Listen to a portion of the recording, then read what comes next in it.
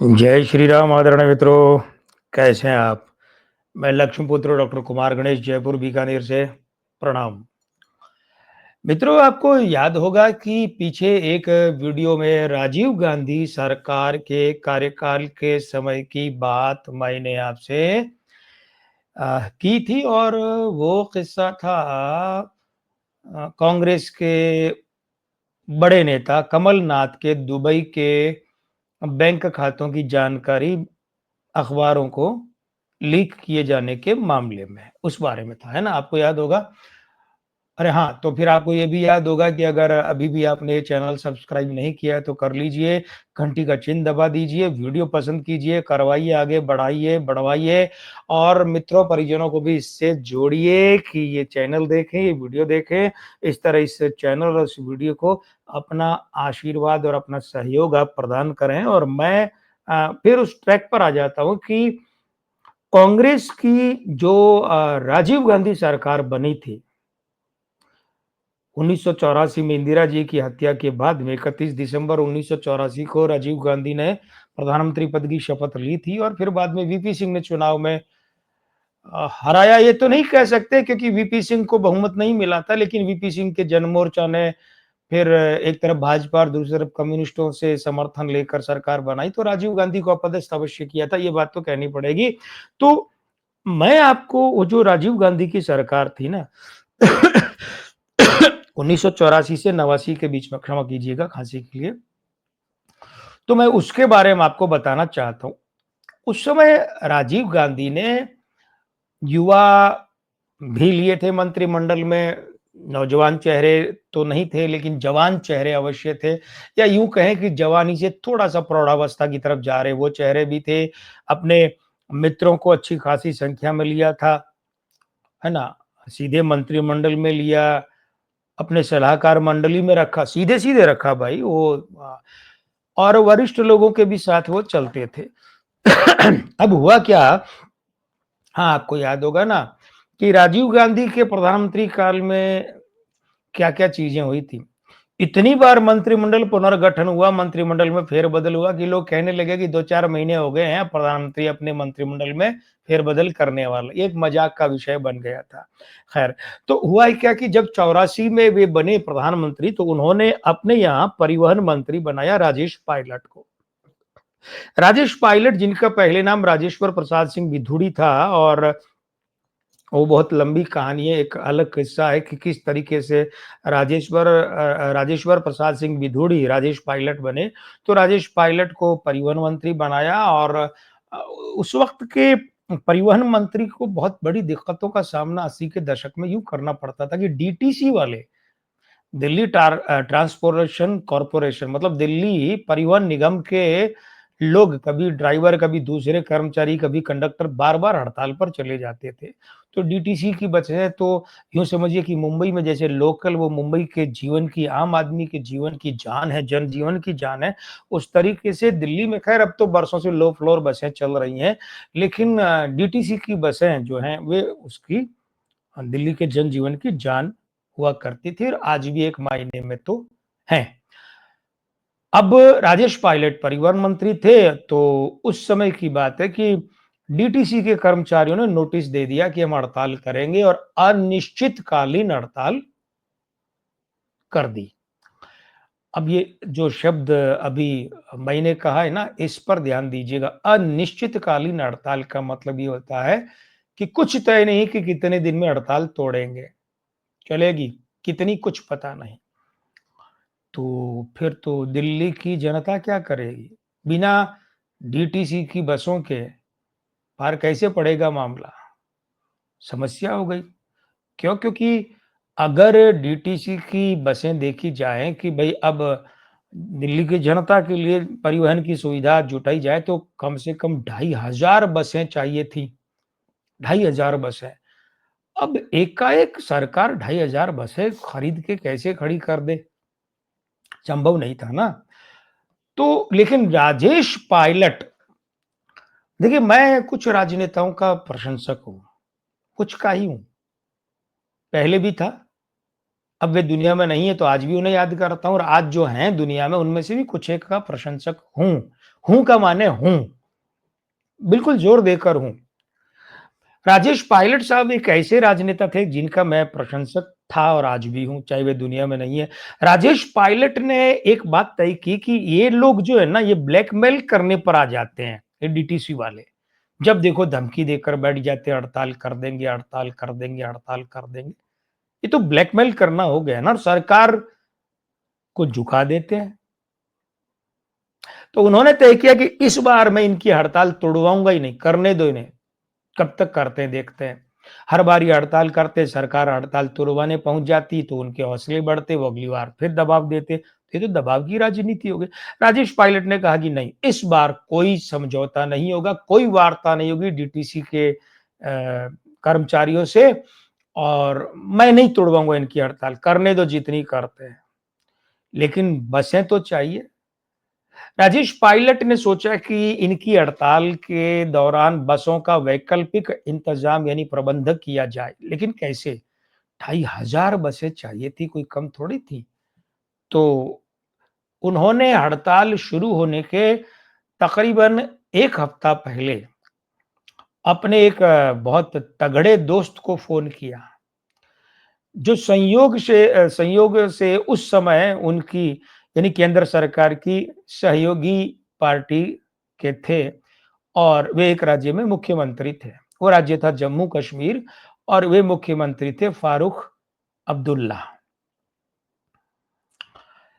तो राजेश पायलट ने फारूक अब्दुल्ला को फ़ोन लगाया। फ़ोन लगा के बोला, "हेलो दोस्त, मुसीबत आ रही है, मुसीबत आ रही है दोस्त, क्या मदद कर सकते हो?" तो फारूक अब्दुल्ला उधर से फ़ोन की दूसरी तरफ से बोले, "जो मदद कहो।"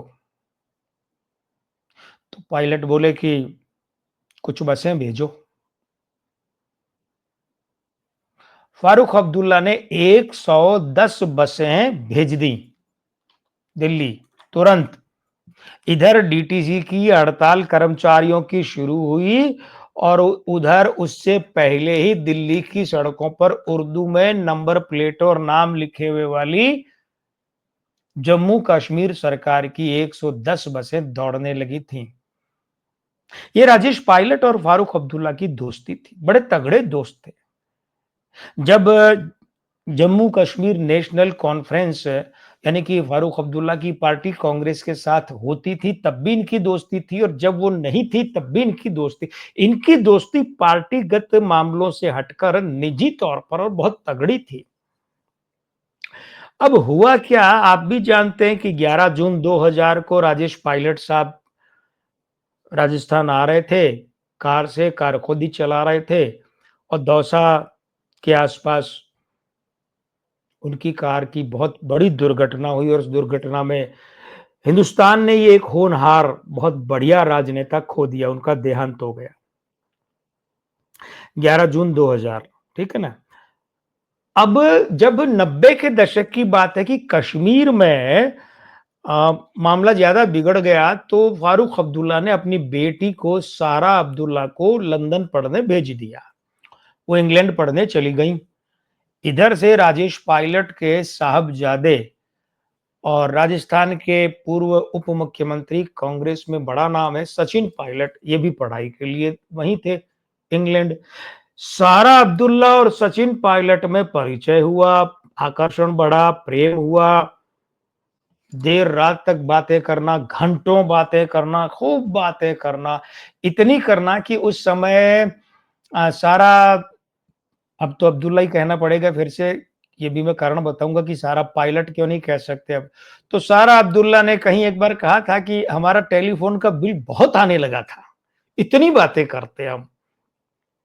तो दोनों ने तय किया विवाह करेंगे, लेकिन अब विवाह करें क्या? क्योंकि इधर क्या हुआ, 11 जून 2000 को राजेश पायलट साहब का देहांत हो गया। अब जब शादी का सोचा तो सारा पायलट ने बात की घर पर, तो साफ मना कर दिया। फारूक अब्दुल्ला ने साफ मना कर दिया कि ये शादी नहीं होगी। उसका धार्मिक कारण भी था और उसका राजनीतिक कारण भी था, तो बोले नहीं होगी ये शादी। यहाँ तक कि उमर अब्दुल्ला जो भाई हैं सारा अब्दुल्ला के, वो भी राज़ी नहीं हुए। लेकिन ख़ैर साहब जब वो एक कहावत है ना, जब मियाँ-बीवी राज़ी तो क्या करेगा काज़ी। तो इन्होंने विवाह कर लिया और बहू बनकर पायलट परिवार की सारा अब्दुल्ला घर आ गईं और अब इनका नाम सारा पायलट हो गया। अब आप कहेंगे ये बात तो ठीक है। अच्छा हाँ, इस शादी में सारा अब्दुल्ला के पिता और राजेश पायलट साहब के बड़े गहरे दोस्त फारूक अब्दुल्ला शामिल नहीं हुए थे और सारा के बड़े भाई अ, सारा के भाई उमर अब्दुल्ला जो ओमर लिखते हैं, OMAR लिखते हैं, हिंदी में उमर का है, उमर अब्दुल्ला वो भी इस शादी में शामिल नहीं हुए। कुल मिलाकर कह सकते हैं कि अब्दुल्ला परिवार ने इस रिश्ते को ये संबंध बन तो गया लेकिन इसे अपनाया नहीं। तो जो राजेश पायलट और फारूक अब्दुल्ला की दोस्ती थी वो यहाँ आकर रिश्ते में बदली, संबंध में बदली। लेकिन इस संबंध को उन्होंने तात्कालिक समय उस रूप से स्वीकार नहीं किया। उसके बाद की बात ये है, चलता रहा मामला। 2023 का राजस्थान विधानसभा का चुनाव आता है।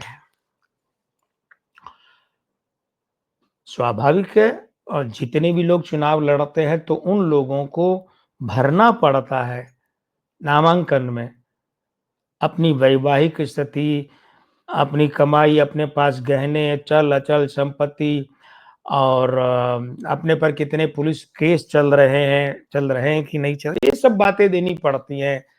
उन पर आश्रित व्यक्ति परिवार में कौन-कौन है या वे किसी पर आश्रित हैं, ऐसा भरना पड़ता है। तो वो जब नवंबर 2023 में नामांकन दाखिल किया सचिन पायलट ने विधानसभा चुनाव का, तब सामने आया उसमें कहा कि ये ग्रे डिवोर्स ले चुके हैं। दूसर विवाह विच्छेद उनका सारा पायलट के साथ हो चुका है।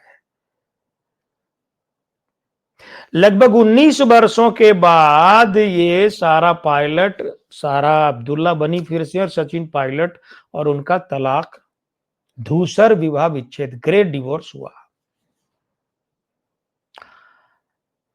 मित्रों, अलगाव दुखद होता है। परिवार टूटते हैं वो और भी दुखद होता है। उन दोनों की क्या परिस्थिति रही होगी, वे बेहतर जानते हैं। हमारे दखल का विषय नहीं है, हमारी टिप्पणी का विषय भी नहीं है। हम तो दोनों के लिए कहते हैं, वे और उनके बच्चे खुश रहें, सदा प्रसन्न रहें, सफल रहें, सरस उनका जीवन हो। लेकिन टूटन तो टूटन, रिश्ते टूटना, शीशा है ना बहुत बड़ा, वो टूटना होता है। उसकी किरचें हैं, जैसे शीशा टूटता है और उसकी किरचें धँस जाती है ना बदन में, कोई किर्च जो है वो कलेजे में भी धँस जाती है, छाती में, कलेजे में, पेट में, सीने में। खैर, तो कुल मिलाकर बात ये थी कि राजेश पायलट और फारूक अब्दुल्ला की जो एक बहुत तगड़ी दोस्ती थी, वो राजेश पायलट जी के दुनिया से जाने के बाद सचिन और सारा की शादी से संबंध में, रिश्ते में बदली और फिर बाद में पता चला लगभग 19 वर्ष बाद कि इनका आपस में संबंध विच्छेद हो चुका है। तो एक तरह से यूँ भी कह सकते हैं कि फारूक अब्दुल्ला और राजेश पायलट की वो दोस्ती भी खत्म हो गई। हालाँकि दोस्ती तो राजेश पायलट साहब का देहांत हुआ 11 जून 2006, तभी मान सकते हैं भौतिक रूप से तो खत्म हो ही गई थी, लेकिन वो पूरी तरीके से मामला ही खत्म हो गया। आपका मेरे इस चैनल से जुड़े रहने का मामला खत्म नहीं हुआ है, नहीं होगा, कभी नहीं होगा, क्योंकि आपने ये चैनल सब्सक्राइब किया है। आप बराबर हमारे वीडियो देखते हैं, मतलब मेरे और मेरे किस्सों के वीडियो देखते हैं, पसंद करते हैं, आपकी टिप्पणियाँ भी मिलती हैं, सुझाव भी मिलते हैं और हाँ, क्या कहा? अच्छा, तो अभी भी आपने चैनल सब्सक्राइब नहीं किया है, ये तो अब कर लीजिए, शुभस्य शीघ्रम। और घंटी का चिन्ह भी दबा दीजिए, ये वीडियो लाइक कीजिए, करवाइए, आगे बढ़ाइए, वीडियो अपने मित्रों परिजनों को जोड़िए। और देखिए ऐसा है ना कि ये जो जिस तरीके के किस्से हैं, आपकी क्या टिप्पणी है, क्या राय है, वो कमेंट बॉक्स में ज़रूर लिखें।